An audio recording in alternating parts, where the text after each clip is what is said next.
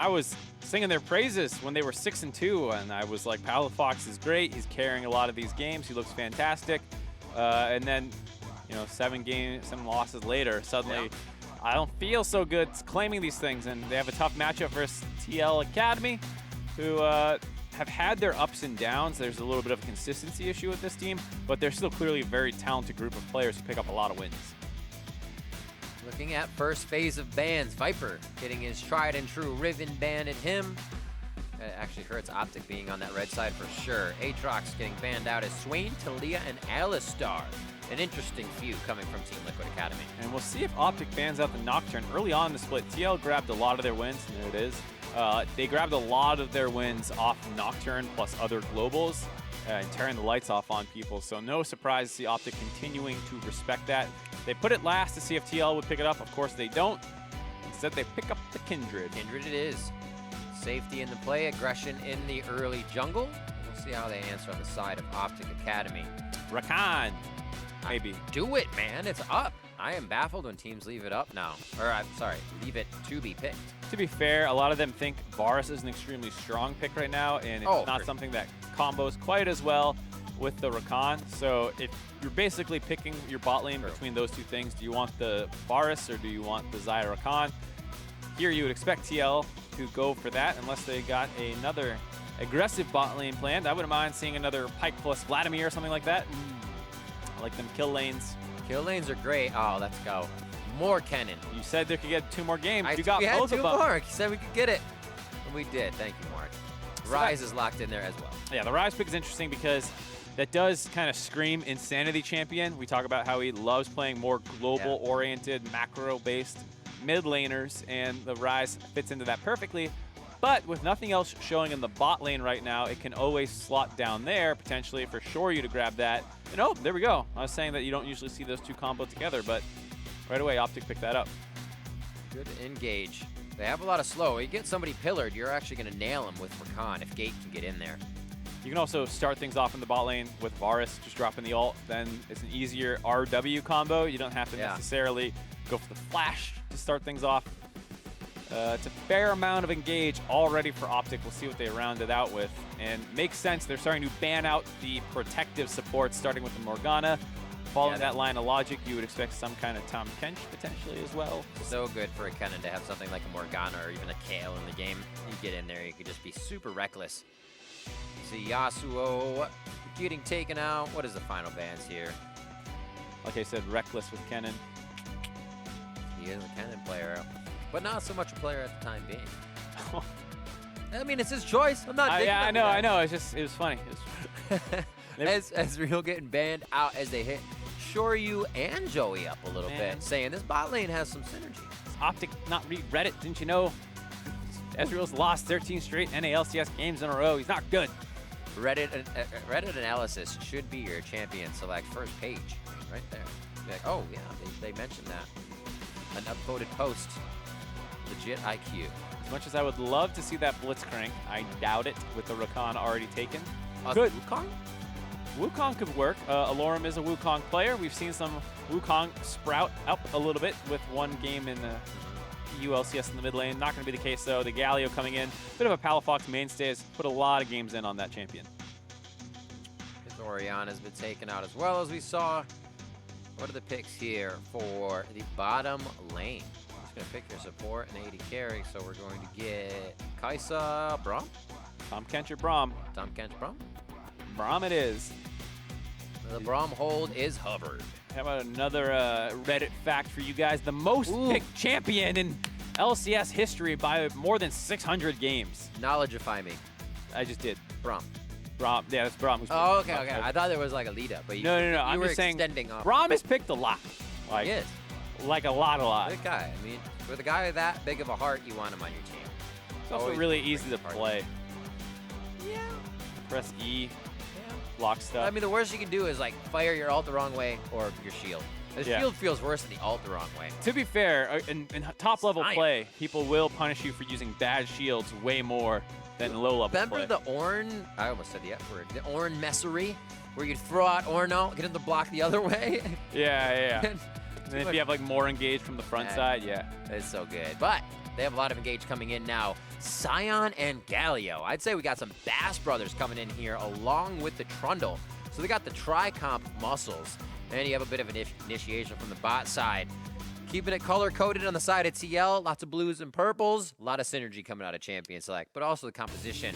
Yeah. Sweet itself. It's a crazy comp for OpTic. Really low damage, but high in HP. And against a squishy team comp in TL, which is basically all carries minus the Braum, they have the opportunity to, if they get ahead, just dive, dive, dive.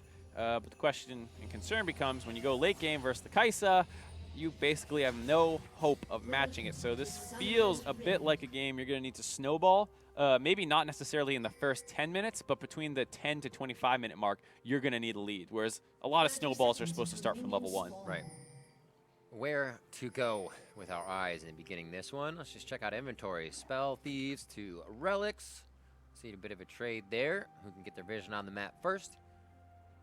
As well as we got Dark Seals to Corrupting Potions. Palafox is going to look to make those potions work to the fullest in the start of the fight. Doran Shields on top, and junglers have machetes to begin. Machetes. The machetes. Clear out the jungle. It'd be cool if you could clear brush with the machete. Hey, what? Oh, an active? You like cut a brush for a second? It grows back slowly. Yeah, if junglers could do that. I always thought of that to be a thing. Like if our flame or any fire champions like could a just rumble take ult? out brush for a second. Yeah, yeah. That'd be You see it neat. grow back. Season 9, here we come. Yeah, but then you'd always prioritize something that could cut brush. Maybe. I mean, it feels like it'd be pretty strong because vision play is one of those things that in competitive gets abused like a lot. Absolutely. So I think it's cool to see. Anyways, that's really not how the game plays right now. So we should stop talking. Let's talk about all this theoretical stuff as the game actually happens. We call it scorching. So, I mean, I have a concern that this will be a slow early game. Kai'Sa Braum, not very aggressive. Your concern is noted, sir. Galio and Scion are two of the tougher to punish laners. That's kind of what they're picked for, actually, is you can't punish them. Even the Kennen struggles to do much against the Scion, who can just E-spam champions at them. Bot lanes, you're most likely to get aggressive. If someone mispositions against Braum, they get stunned up, maybe they die. Yeah. And otherwise, it's going to be on the junglers to make some action early on. Oh, that's a huge club. The jungler action from Fnatic, very low. You know what I want to talk about randomly? Hit it. Talk about big clubs. I don't get why Aatrox's base attack range is 225. It's 100 longer than other melee champs. There's the polearm range, which goes to 175, and that's champs like Xin Zhao or Wukong. Aatrox just has a big sword, and it's 225. Why is it 100 longer than Trundle with a big club? Why is there that hidden power in Aatrox's kit? I don't get it. Why does he need it? It's not a hidden power. You know about it. If it was hidden, then you wouldn't know power about because it. I bet most players don't know that, and it actually like super affects trading patterns and farming and stuff. I don't know. But to that sense, do you think most people know who don't play against Nasus a lot that his ult gives him range? Probably not, but it's okay. But I also think it's more obnoxious on a champ who doesn't like need it for any of his actions. You're right. When you have it all the time, it's a bit different. Yeah, I don't know. I see where you're coming from. I was playing devil's advocate. I admit there's a lot of things that might be more impactful for Aatrox right now, but that one is just like, I don't get why it's there. Anyways, Viper is actually taking the first one. I like the lightning rush. Getting the resistances to get out first with the tank, giving the kill over to Hard, starting that jungle off right. Really nice dive there up on the top side. Viper making sure he took all of it. Now, a bit of aggression on the bot side. Shoryu, watch out, buddy. Oh, that's a lot of damage. Gate taking turret shots, gets back to safety. The Ignite comes through all the way as Eclipse nails the piercing arrow to finish him off. Yeah, really nice job by him to make sure he gets that last auto attack and to get the stack as well to make sure the Q does more damage as he activates the Blight marks. And they get that kill. TP's back. And just as I said, this might not be a very aggressive early game, which prompted me to do that little tangent. It actually becomes very aggressive, starting with this dive here. TP comes in, and it looks like it just gets called off by the Galio himself. There was a ward over the wall by the Rise, so maybe he landed the root to stop it. Hard to know, but either way, that kill was going to come through anyways, and I doubt Galio could have done anything about it. And they just try and go for a quick trade, but Shoryu walks too far forward, gets traded back on. The third Blight proc getting applied with that last auto attack, and then the Q damage with the Ignite finishes him off. Kill goes on to the Rakan. Yeah. It's not the end of the world, but still feels bad to come back with Doran's shield and boots against the Vamp Scepter, Doran's blade. Right? Here's taking a bit of that plasma damage. He is going to heal it right back up. I like that. Viper's actually playing aggressive with the Lightning Rush, but he didn't tag the back wave as to not push it too hard. He's just getting Alorm to play differently, showing Alorm that he might have safety, and he's now forced to flash over the wall. Interesting mind tricks going on top side, as that was a push-in coming from hard as well. Well-timed gank. Yeah. Right as he was trying to start getting some more vision control out. Producer confirms that that was a Rise route over the wall, so well done by Insanity to protect that dive. Looked like it would have been successful anyways, but making sure that the Galio can't get some kind of Justice Punch Flash W to clean up on Viper. And as a result, 1-for-1 overall. This pressure onto Alorm has started to bleed into the jungle a bit. We just saw Hard taking out Fnatic's Raptor, just a few of those for himself. There's a good hit coming in for Palafox. He grabbed the ring to be a bit tankier and do more damage, but going even with minions in a fight against Insanity is almost equal. Early on, Galio does have the power, especially with Aftershock, to trade pretty well. It starts dropping off from there. Here we go, they want this gank. Taunts in, gonna force the flash on him. Cleanse is there, doesn't have to use either as he gets a bit of passive movement speed. And Alorm, now it is not a top laner's day all day long, especially for red side. It just seems like the activation coming from blue side jungle has been very quick. Yeah, it does feel like Alorm's not getting as much help here as he might have wanted. Nice play by Insanity, knowing that he can just scoot out of there with the phase rush proc coming in. It does not get scared off by the slows of the Chilling Smite or the Pillar. Gets out of there, holds on to his flash. So really a nice play by him. And both turrets taking some damage. Does feel like whichever side lane gets the next big play will be the one to take the turret. Yeah. So either TLA is going to break this top side and kind of snowball that cannon, or potentially flip side, making the same play but for Eclipse. A Q level for Viper as well as he goes for Thundering Shuriken damage. Should bring in a pretty good cooldown once that's level 5 at 9.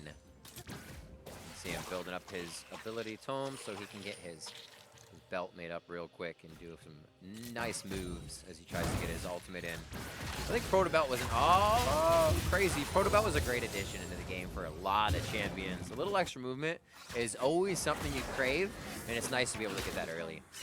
Yeah, especially when it has a little bit of extra burst damage thrown in there as well. Absolutely what Kennen loves to have. Here we see Trundle continuing to try and make plays around the mid lane, but it doesn't feel like they have any hope of working with the Khans and flash up. I believe you just got a mark on Fnatic, so if he finds him in the jungle, it'll be a good hit up for him. We'll have to keep an eye on how many Hard actually has at this point as he heads towards bot with a bit of spidey sense that something might happen. Staying out of vision range too. Yeah, great job there. Perfectly far back. They see this coming. They have the pink ward on Fnatic, so Fnatic has no idea that Hard's here, but they know exactly what's up on the other end. Oh, mounting Dread and the rest of the damage, chunking him down. Palafox actually can't get to the fight either with a heroic entrance, and now they are forced back. 200 HP for him, cannot teleport back to lane. And Team Liquid grab a bit of control around the map. This may just be for vision clearing. Yeah, I mean, they can stop this pressure that's going down the bot side. Well played by them to chunk out both the mid and jungle. No longer will a dive be available. You see Insanity's going to be able to push out one more wave. Maybe threaten the bot roam again. He did clear out one pink ward before returning back there. So he continues to kind of control the mid lane quite well. Yeah, those minions are crashing into the turret. Good denial on Palafox. 76. Oh, they're going top. Alorm. He has a turret. That means we can dive him. It's basically what they're saying. It doesn't even matter what's happening topside. Time and time again. They placed a ward. Even first, just to give him the upper hand to say, hey, we are here. We could still dive you. He's kind of waiting for Fnatic as well. Did he stay too long, though? One last Q in, a possible hit. Lamb's Respite there, and Alorm just goes down from the walkabout for Hard. Even the taunt on the way out as he plays with his food. I mean, that was surprisingly casual. The fact that you had this potential 3-man dive, you think you're going to get this explosive play. The rest of TLA calls it off. Viper focuses the turret. Insanity goes back to mid lane, and Hard feels like he kind of just does a, screw it, I'll jump at him and see what happens, and it gets a kill. I mean, even ulting out of the situation. Right. Just ult down lane. Yeah, that's why I felt so nonchalant. Here we go, mid lane. Killer Instincts goes in on Palafox. He is not okay with just going down in any situation. Fnatic's gonna be there to help. Subjugate goes on right away, but it's not enough to deter Team Liquid. Instantly walks away with that kill and have control over mid lane now.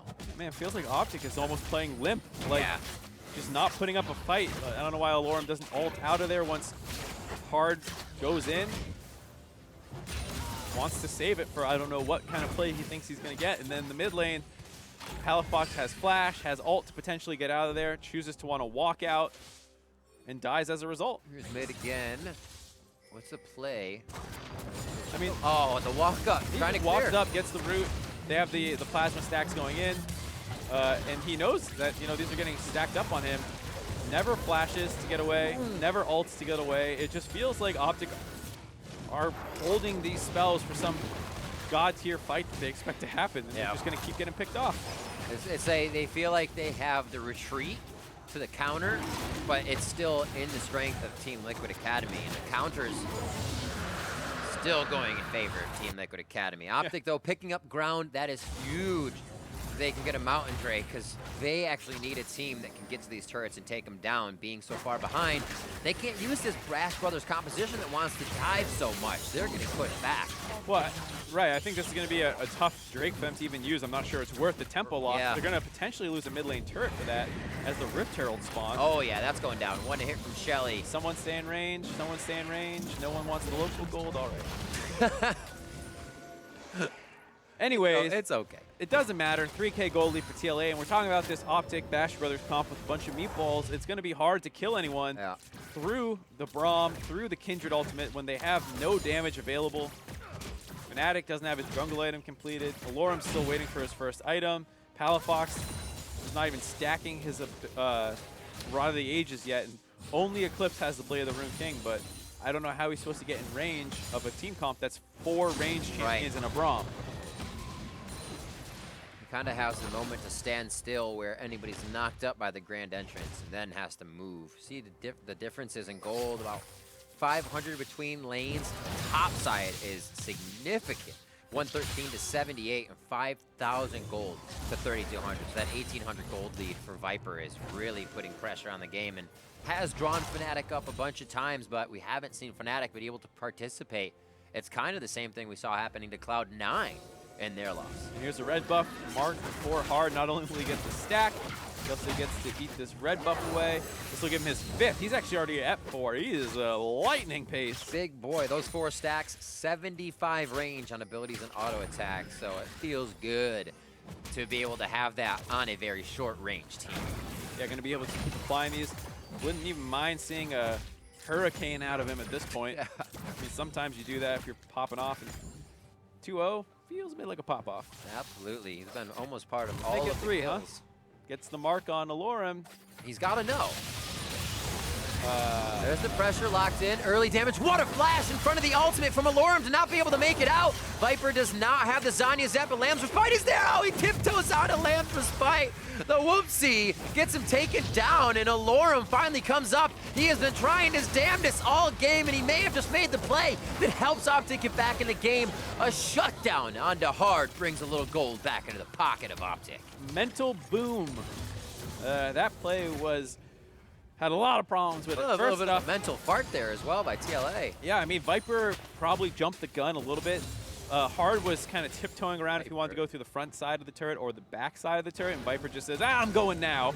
And then Hard kind of reactively has to go in, drops the ultimate, which stops the dive from really working out, and then Viper, watch this. All right, so here's Hard. He's kind of just watch the mini map. Hard's deciding which side he wants to go on. Viper says, I'm going to just charge in the front, flashes in front, stop the ultimate. Though.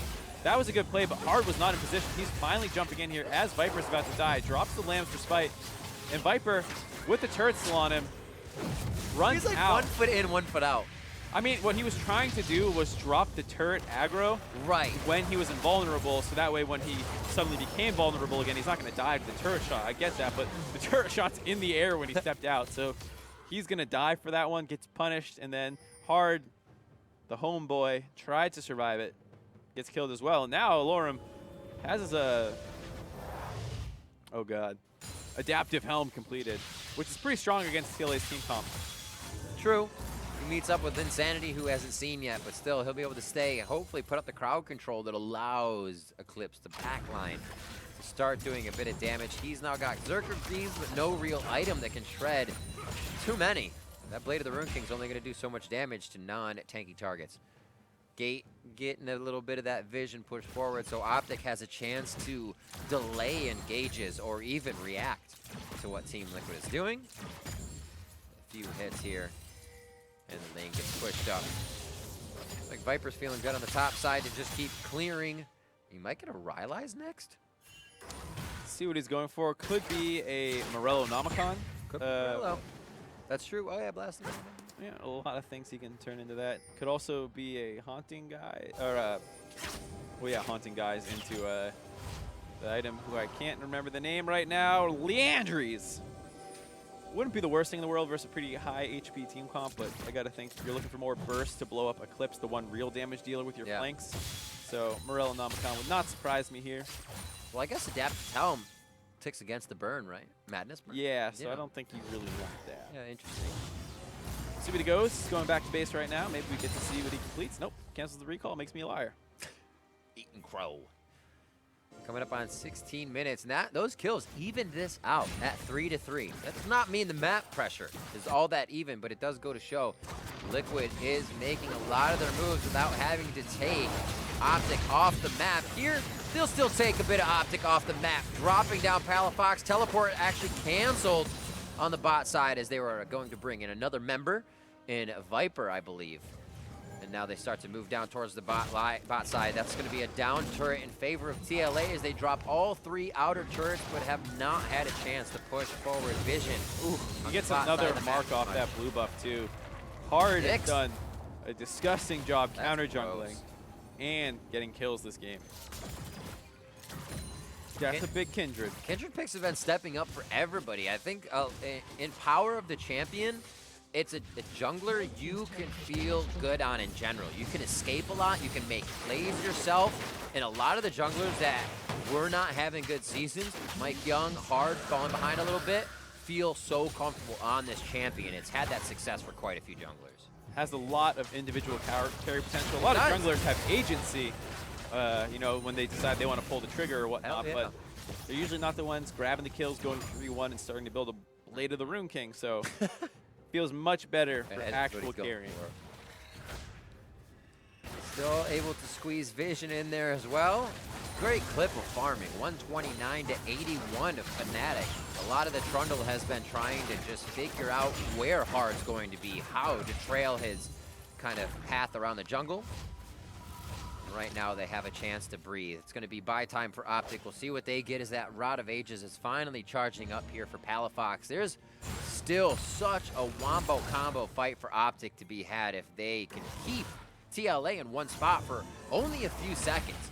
I think TLA is so privy to that knowledge, though. They haven't even grouped once enough for that to happen. Yeah, definitely. That's the problem with this beefy wombo combo team comp, and why I said they need to get ahead in the it's easy to read. 10 to 20 minutes is, yeah, you guys want to group up and dive us. So we're going to keep splitting you up. We're going to 1-3-1. When you group up mid, we'll play really far back, and hopefully the Kindred's around to drop an ultimate if you do decide to dive.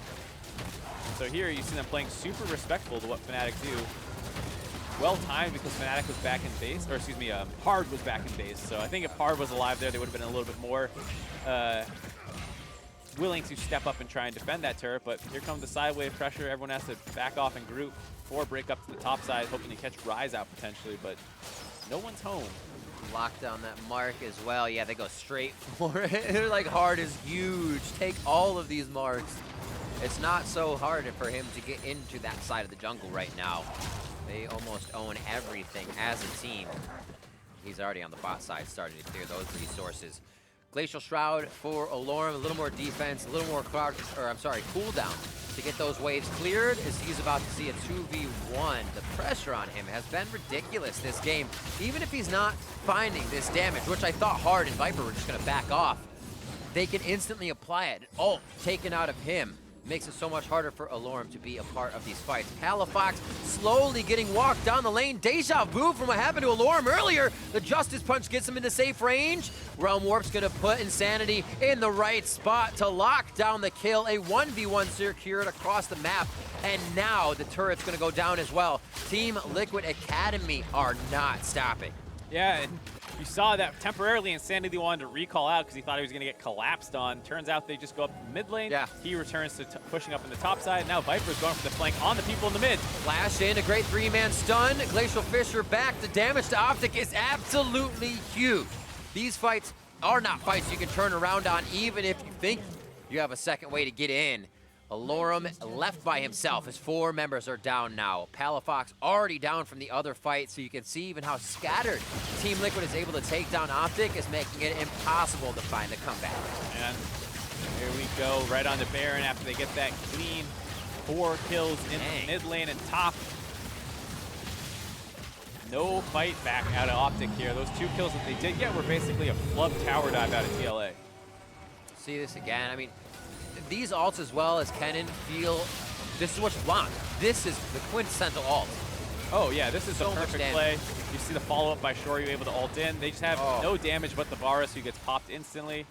And then they easily find this chase down. Free kills for them. Then 20 minutes right at Baron with the Kaisa. Easy takedown. They also had Hard who's extremely fed. I mean, Insanity didn't even group up. He took the top turret by himself, didn't want any help. And now there's only one outer left, or inner, excuse me, left at 21 minutes into the game with a Baron buff up.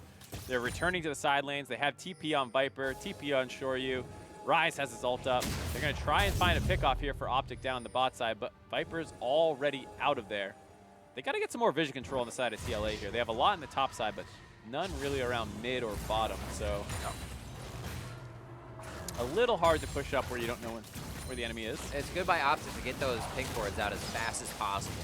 Saying, man, we need at least a defensive line of vision, even if it doesn't provide us defense as a wall. Take it. Killer instincts, how killer is it? Didn't have the cooldown up, unfortunately. Just came up. Probably shouldn't take it, even if it was. a little risky. And here we see the 1-3-1. Hard is shadowing in the brush. The Kai syndrome. And here we go. Now they have 3 lanes of pressure just as they need. They're going to push that in and collapse mid. Palafox does have ultimate as the Galio, so he can potentially stop this from going down. But Gate?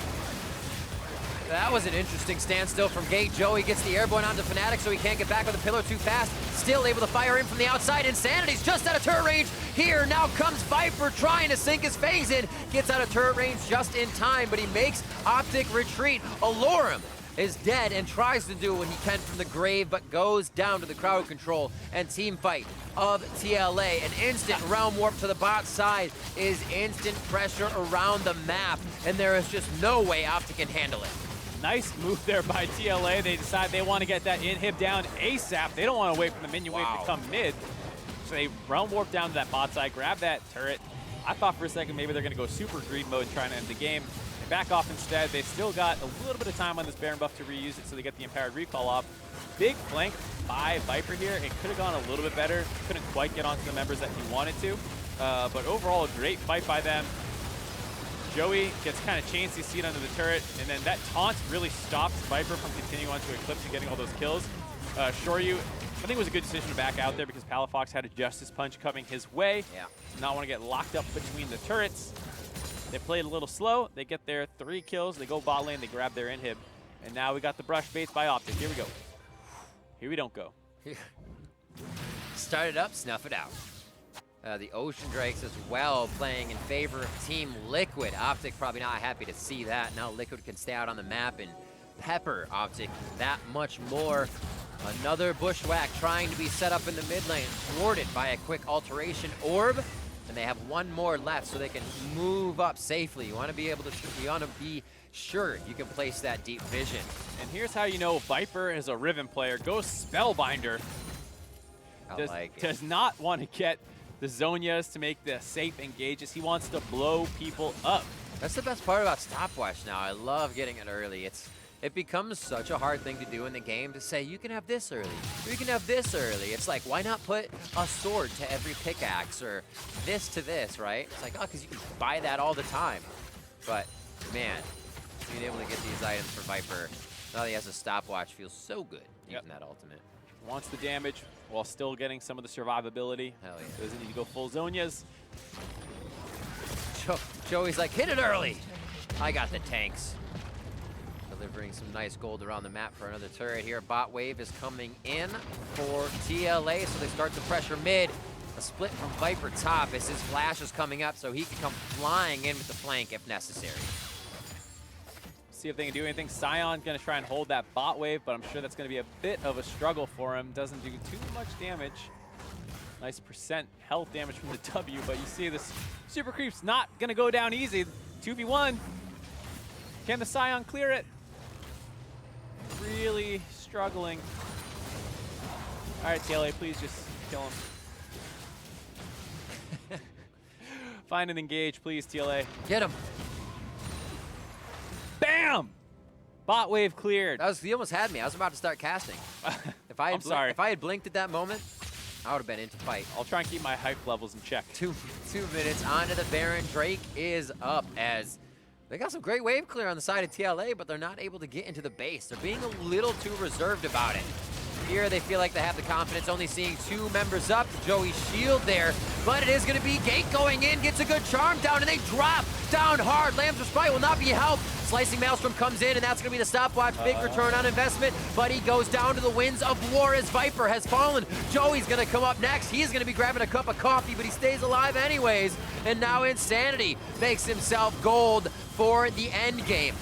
Alorum, trying to get himself to safety. Good hit with the Decimate. Eclipse throws down the hail of arrows to slow down the fight. Wow, let's do the round warp again. And TLA is inside the base. Alorum outside says, get out of my house. As Joey looks for his way home, there's no chimney to go up for him, so he's got to run the long way down lane.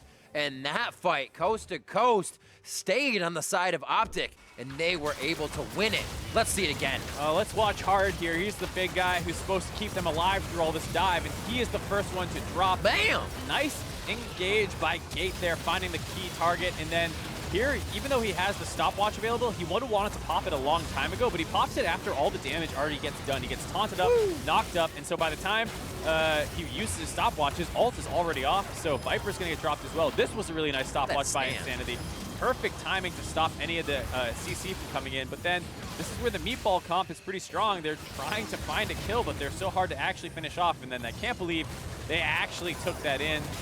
Very aggressive. Insanity still had some shields up, but Varus is relatively strong at this point in the game, and Alorum just can't get finished off.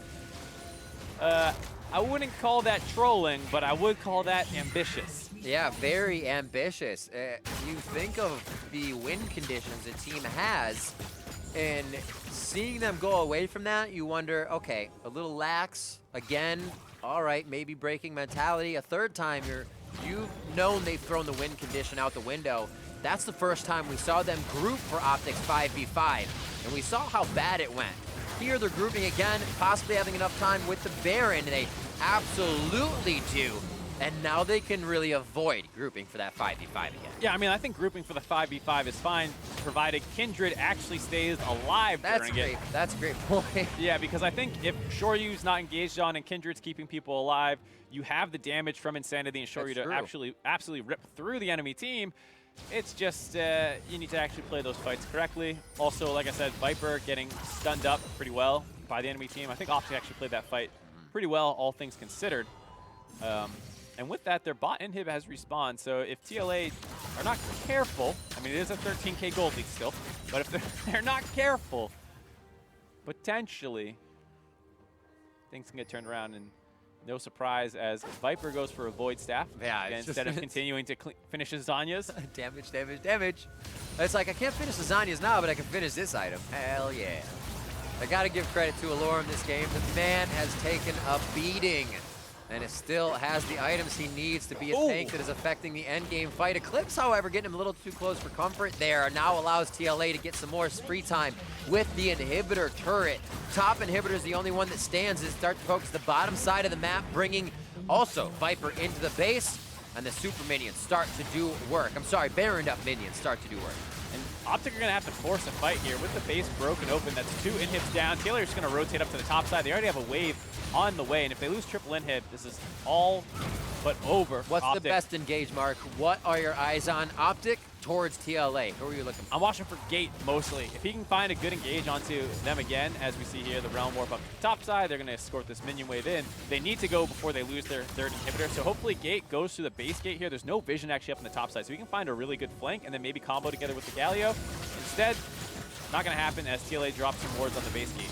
Gates' flash is down. He's hovering the top side, goes in, great pillar. They are going to be able to get one as they lose Viper immediately. That's a lot of AoE.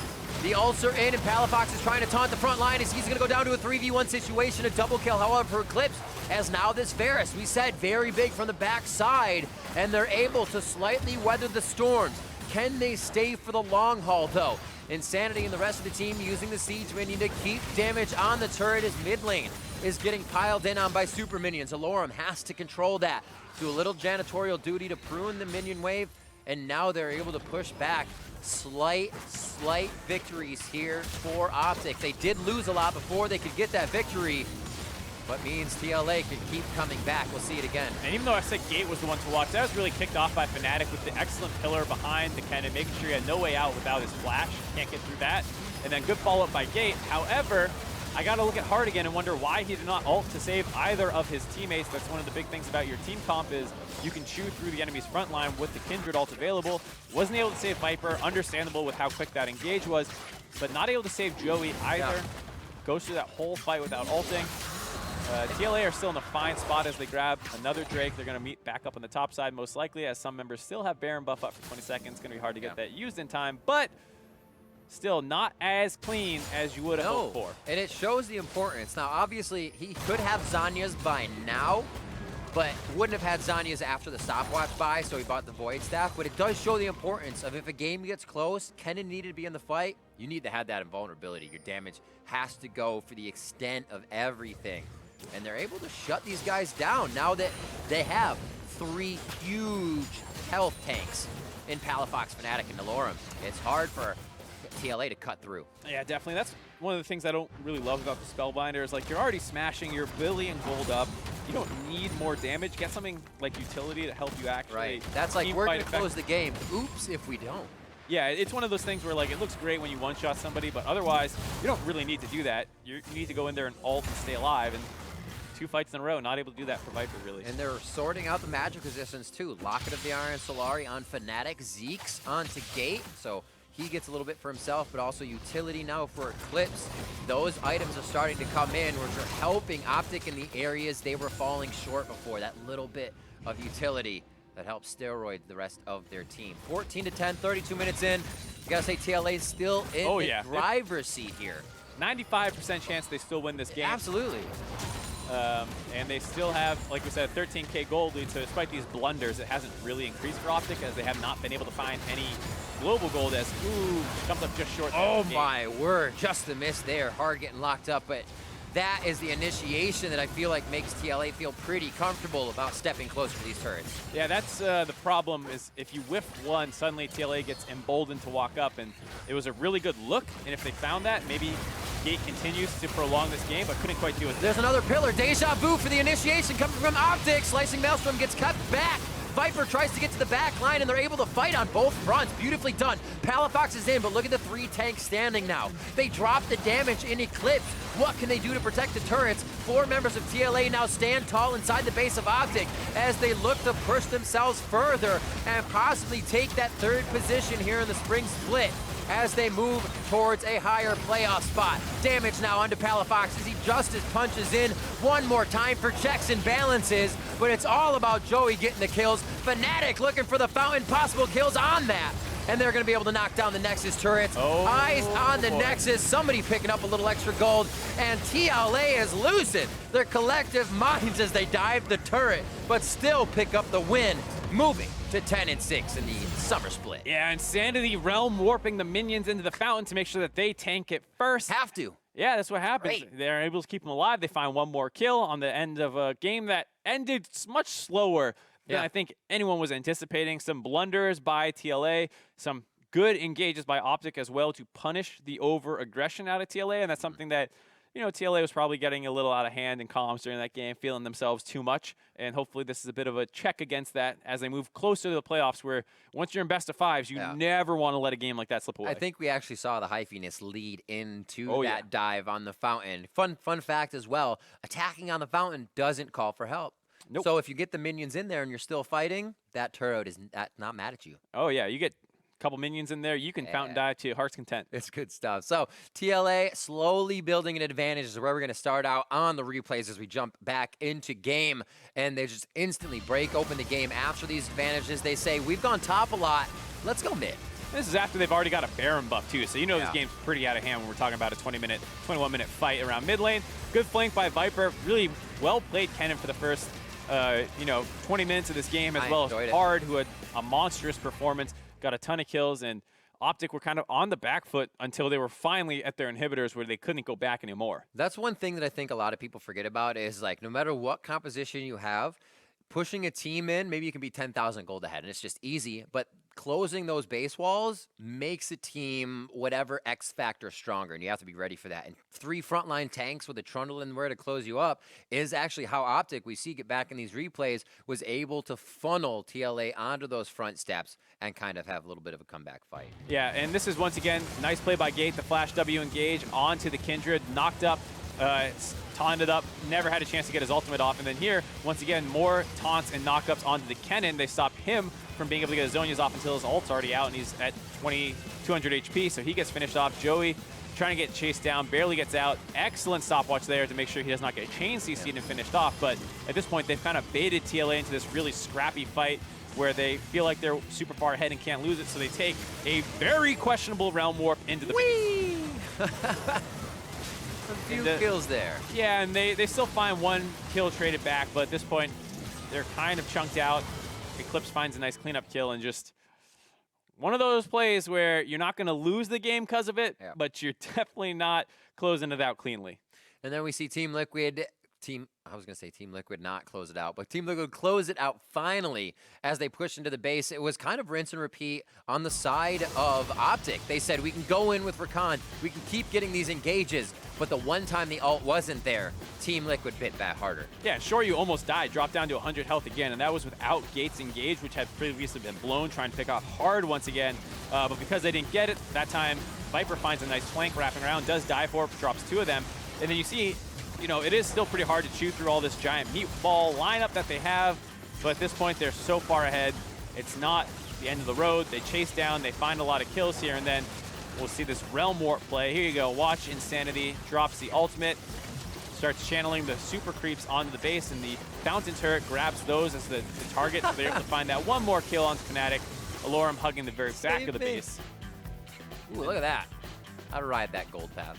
Yeah, I mean, a little up and down. Sometimes you see that gold graph and you're like, but it was only 5K, so it makes sense there was a little back and forth. That's about a 13K gold lead at 21 minutes. Yeah. So should not have been that up and down from that point on. Feels pretty great. Team Liquid Academy as well with this game locked themselves in for that playoff spot, so nobody can shove them around or any games underneath will push them out. So that feels pretty good. Now there's the work for that last bye. Yeah, and I think this will be a really tight race between CLG and TLA because they've only played once so far this split. TLA took that win. They'll play them next week, and if they grab that one, then they will get it for themselves. If CLG win, I'm pretty sure they have the advantage. Depends how the other games go, because there's a chance that they lose the games not versus each other. Yeah. But that would be pretty not hype, so I hope they don't do that. Well, let's hear how they feel about it. To hear more about that victory, I'd like to welcome to the broadcast Hard via Skype. Hard, congratulations on the win. And how'd it feel, man? It was kind of back and forth, but you guys seem to just be gunning for fights everywhere. Thanks so much. I don't think,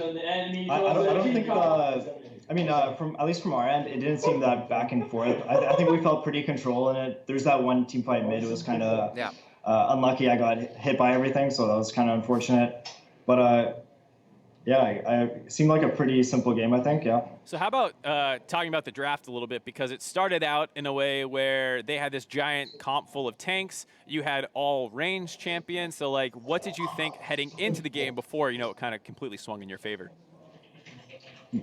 I think the moment they gave us first pick Kindred and then they locked in a bunch of tanks, the game seemed free from that point. I think Kindred's probably the best jungler to just straight up shred in like 1v9 team fights if the entire enemy team comp consists of melee tanks. It's just really easy to kite them, and she does way too much damage to the tanks. And I think that game I had like 13 marks or 12 marks, so my W was hitting them for like probably like 13% of their max health. So it was so much. So looking towards the end of the season now, you guys have a chance for that kind of playoff bye that's coming up. What have you guys been doing now towards the end to kind of refocus and make sure that this is a position you guys can grab? Actually, I think it's pretty good that you bring it up because I think leading up until now, we've kind of had like a similar practice regimen. But I think at least losing or going 1-1 yet another week, I think it's kind of like finally like the last wake-up call, especially coming into the last week where we need to lock in the second or the second spot, I guess, right? I think we have to figure that out still, but I think we're just gonna probably just try to have less fun and try harder, you know? Yeah, it definitely looked like you guys had some fun this game at the end. But now you're talking about getting that second playoff bye. You guys are playing CLG, I believe, next week, who are currently the holders of that spot. So is that a match you guys are going to be amped up for? Yeah, I think that's the match right now we're talking about the most. Like, even coming into the OpTic game, like I think most of us were just thinking about next week and how we have to play CLG for second. I don't think we're too worried about it. Like we have like such an insanely like high scrim record against them, so I think we're probably going to be fine. A lot of confidence. That's awesome. Well, congratulations on the win, and hopefully all that exudes into next week's games for you guys. Thanks so much, guys.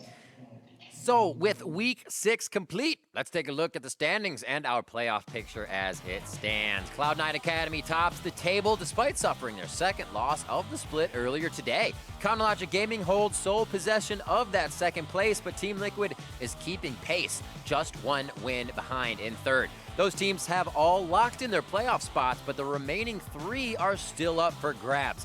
Clutch, 100 Thieves, and FlyQuest are currently in the running for that, but are still within striking distance of OpTic and both OpTic Gaming and TSM Academy. We'll have to wait until next week to see who advances, obviously, but we're not done with League for the weekend because the NALCS is just one sleep away. Tomorrow's action starts with a rematch of the Spring Finals in Game 1. Don't miss it. Then CLG take on Echo Fox in Game 3, with TSM going up against Golden Guardians to close out Saturday's matches. Pretty presumptuous, Riv. That's one sleep away. I'm polyphasic sleep cycle. I sleep 5 times for 2 hours. Well, now 2 hours would be a lot. That'd be 10 hours of sleep. I actually don't do that. One of those is actually better where you sleep only a few hours a day. Yeah, they say you're supposed to do like, I don't know, 2 hours nap, wake up for 4, 2 hours, I don't know. We're all doing it wrong. Well, if you are looking to scratch that League of Legends itch right now and you're just nocturnal, there's more action coming right up with a rebroadcast of this morning's EU LCS matches ahead of their live Day 2 broadcast, starting with the pregame lobby at 8:30 a.m.